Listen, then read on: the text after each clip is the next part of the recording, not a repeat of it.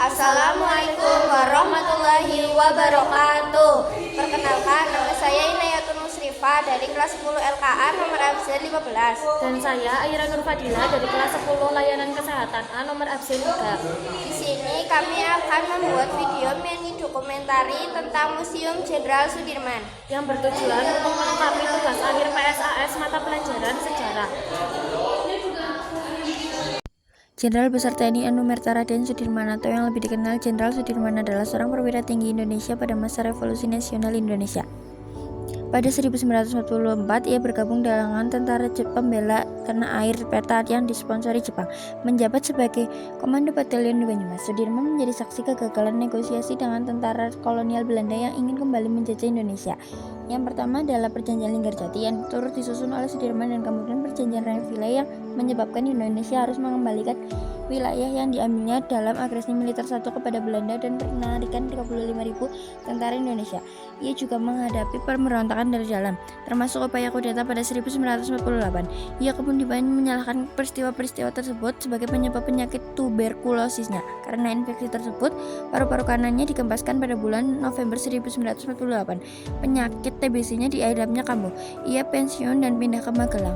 Sudirman wafat kurang lebih setelah 1 bulan Belanda mengakui kemerdekaan Indonesia. Ia dimakamkan di Taman Makam Pahlawan Semaki, Yogyakarta. Kematian Sudirman menjadi duka bagi seluruh rakyat Indonesia. Bendera setengah tiang dikibarkan dan ribuan orang berkumpul untuk menyaksikan prosesi upacara pemakaman. Sudirman ditampilkan dalam uang kertas rupiah 1948 dan namanya diabadikan menjadi nama sejumlah jalan, universitas, museum, dan monumen. Dan sekarang kami sudah berada di salah satu Museum Jenderal Sudirman yang terletak di daerah Purwokerto. Museum Jenderal Sudirman Purwokerto, salah satu dari ketiga museum yang ada di Purwokerto yang menyimpan kisah sejarah dari Panglima Besar Jenderal Sudirman yang diharapkan lahir semangat nasionalisme di benak generasi muda. Museum ini terletak 3 km barat pusat kota Purwokerto, atau lebih tepatnya berada di sebelah timur Sungai Logawa. Museum ini dibangun pada tahun 1976 dan diresmikan oleh Wakil Panglima Angkatan Bersenjata Jenderal Suerono pada 21 Maret 1977. Museum tersebut didirikan bertujuan untuk mengenang jasa perjuangan dari Jenderal Sudirman. Tiket masuk ke dalam museum ini pun terjangkau, yaitu 4.000 per orang dan sudah termasuk parkir. Bagi pengunjung yang ingin berkunjung ke museum ini dibuka setiap hari dari pukul 8 pagi hingga 6 sore.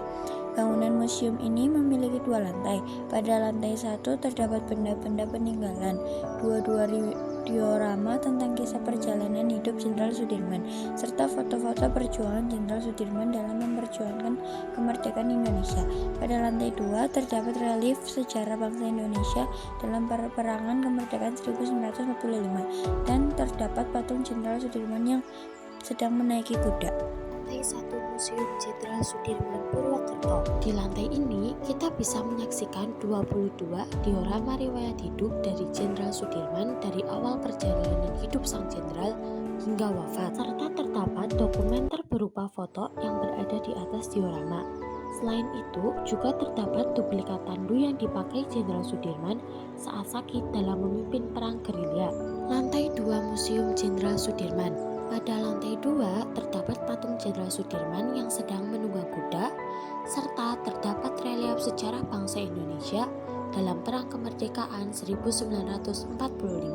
Lebih tepatnya, relief Jenderal Sudirman dalam merebut kota Yogyakarta kembali sebagai ibu kota Indonesia. Selain itu, pada halaman depan museum terdapat 2 buah tank AMX-13 buatan Prancis tahun 1947. Dikutip pada laman Suara Purwokerto, pengelola Museum Pangsar Sudirman, Hasto Wisnu Prabowo mengatakan, penambahan 2 koleksi tank ini bertujuan menjadi salah satu fasilitas pendukung kelengkapan museum. Alat perang ini akan membantu penikmat wisata sejarah dan edukasi untuk membayangkan perjuangan militer Indonesia untuk mempertahankan kemerdekaan. Pengunjung tidak usah bingung dengan fasilitas yang ada di museum. Di dalam museum sudah terdapat beberapa fasilitas yang terbilang cukup lengkap, mulai dari toilet, musola, arena bermain seperti ayunan, becak mini, kolam renang untuk anak, dan kolam ikan. Jadi pengunjung tidak perlu khawatir jika membawa anak-anak ke museum ini. Dengan adanya museum ini serta lewat kunjungan masyarakat, diharapkan dapat menambah wawasan dan menumbuhkan semangat jiwa nasionalisme dalam berbangsa dan bernegara, terutama untuk generasi muda. Selain itu, untuk dapat menghargai para jasa perjuangan pahlawan yang telah gugur mendahului demi kemerdekaan bangsa Indonesia. Sekian video mini dokumentari dari kami, kurang lebihnya mohon maaf. Wassalamualaikum warahmatullahi wabarakatuh.